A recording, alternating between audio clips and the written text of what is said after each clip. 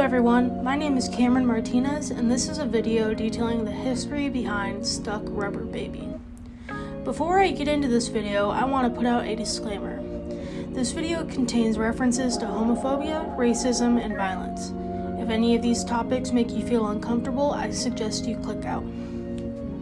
Since this is a video on history behind the book, I would like to talk more about history, obviously. So, let's talk about U.S. history leading up to the 1960s when this book takes place. Keep in mind, this is a very condensed version of events, so if you have any other questions about the events, I suggest you do your own research because this is going to be a condensed version. So, Birmingham, the city where the book takes place, is a city in northern Alabama that was founded in 1871, or about 6 years after the Civil War and the passing of the 13th Amendment, which was when slavery became illegal. Now, I am about to skip a lot of years and starting from 1948. In 1948, President Harry Truman ordered the integration of races in the military. In 1950, U.S. Congress issued the report called Employment of Homosexuals and Other Sex Perverts in the Government to investigate the sexual orientation of government employees because they thought homosexuals posed a risk to the security of the nation. In the year 1952, the American Psychiatric Association listed homosexuality as a sociopathic personality disturbance that could be treated. Also in 1952, U.S. Congress and President Harry Truman signed a law in the Immigration Act that would prevent homosexuals from immigrating to the United States. In the year 1953, Executive Order 1040-50 was passed by President Dwight Eisenhower banning homosexuals from working in the federal government because it was believed that they were a national threat to security. In the year 1954, the Supreme Court ruled that educational segregation was unconstitutional. And in 1955, 14-year-old Emmett Till was lynched in Mississippi. In 1963, which this book delves very heavily into, the Birmingham campaign, led by Southern Christian Leadership Conference, which was actually led by Martin Luther King Jr., was organized to bring attention to integration efforts of African Americans in Birmingham, Alabama. In 2020, lynching was designated as a hate crime under federal law, and yes, I know that was a long time after that, but pretty crazy. Those were a lot of dates I just threw at you, but I promise I will go back and explain. Some of you may be asking, and I don't blame you, what is Stuck Rubber Baby?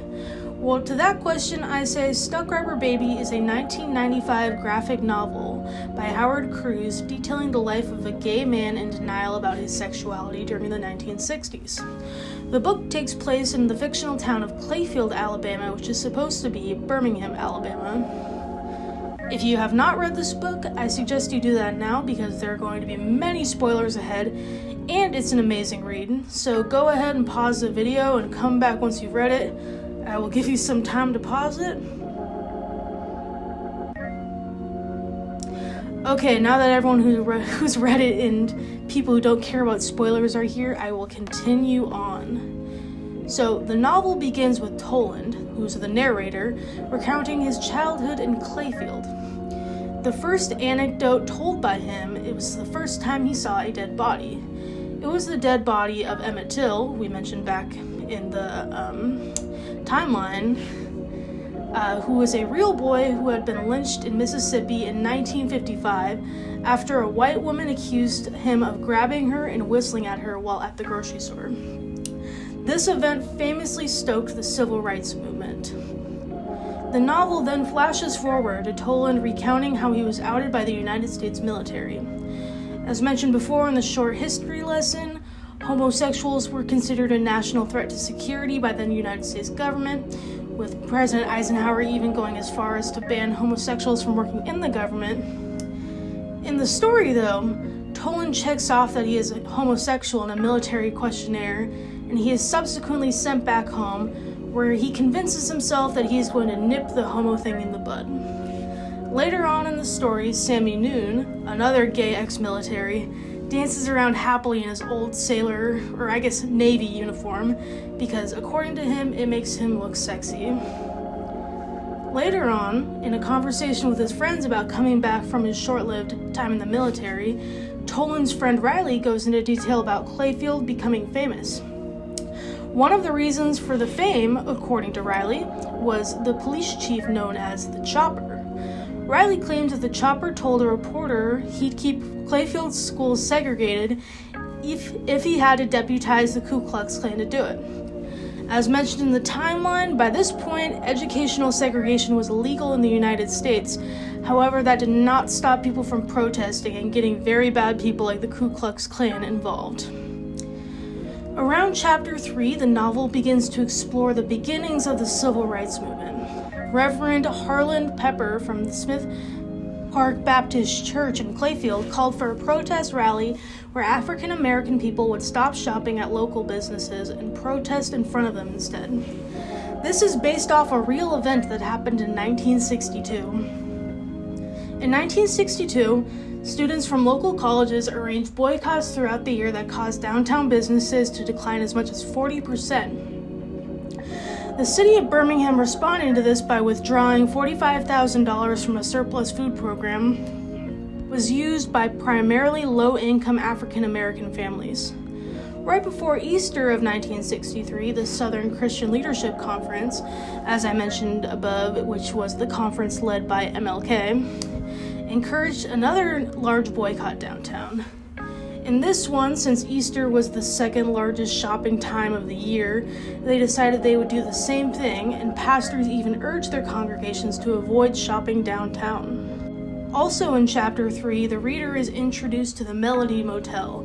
The Melody Motel is a very integral part of Stuck Rubber Baby because many of the characters meet there frequently to discuss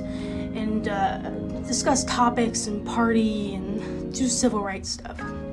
So the Melody Motel was a meeting space for Black people in Clayfield where they would live, party, and discuss furthering the civil rights movement. It is at the Melody Motel where Toland is introduced to people who would regularly meet up and discuss ending segregation in Clayfield, as well as more people in the queer community that would have him end up in the Rhombus later on in the story. So the Melody Motel is based on A.G. Gaston Motel in Birmingham. The Gaston offered accommodations, food, and entertainment for Black travelers. It was also the headquarters for the Civil Rights Campaign. People from the Gaston were the same people who boycotted the downtown shopping district, meaning the group led by MLK. In the novel, the Melody Motel was the location of a bombing that detonates during a children's choir practice. This event is also based on a 1963 bombing of the Gaston Motel. A bomb was detonated and left 4 people slightly injured. MLK was there, but he was not injured. Later on in the year, another bomb went off at 16th Street Baptist Church and killed 4 young girls. In Chapter 6, Toland and his friends visit a gay bar called the Rhombus. While there, a red light on the wall is turned on to signal that the cops are there to raid them. This is based off real-life practices in the 1960s. Since it was illegal to dance with a person of the same sex, or dress like the person of another sex, again, this is based off of stereotypes, not my opinion, y'all can dress how you want, police would frequent gay bars. These bars came up with methods to warn the patrons that the police were there, so they can switch dance partners or hide. In Chapter 9, there is a sit-in protest at Russell Park, where African Americans were protesting the closing of the park. They were protesting because it was a place where they had done a lot of protesting in the past and wanted to continue to have the space to meet. The protest eventually ends with the cops sending the dogs out to attack the protesters. Russell Park is based off of Kelly Ingram Park in Birmingham. In 1963, Birmingham police and firemen attacked civil rights demonstrators in the park. Dogs attacked protesters and firemen fired their hoses into the crowd. In Chapter 12, Toland and his friends go to the March on Washington. This, shocker, is based on the real March on Washington in August of 1963. The event was attended by 250,000 people in front of the Lincoln Memorial in Washington, D.C. to protest racial inequalities in the United States. It was also the site of MLK's iconic I Have a Dream speech, which is actually seen slightly in the book, right above the characters. In Chapter 20, Sammy Noon is lynched by people from the Dixie Conservative. Dixie Conservative is a magazine from, I'm assuming it's from Clayfield, that was very anti-black people, for context. When he was lynched, he had a terrible slur on him. This is unfortunately based on both countless lynchings of black people throughout U.S. history and countless acts of violence against the queer community in U.S. history. I know that is a super dark note to end on, but this is not a bright history remotely, so no shocker there. While I hit on a lot of notes about United States history, I obviously didn't get to all of it, so I encourage you to do more research because there is a lot more to learn both about the civil rights movement and LGBTQ+ history. Thank you for watching. I hope you have a fantastic day. Goodbye.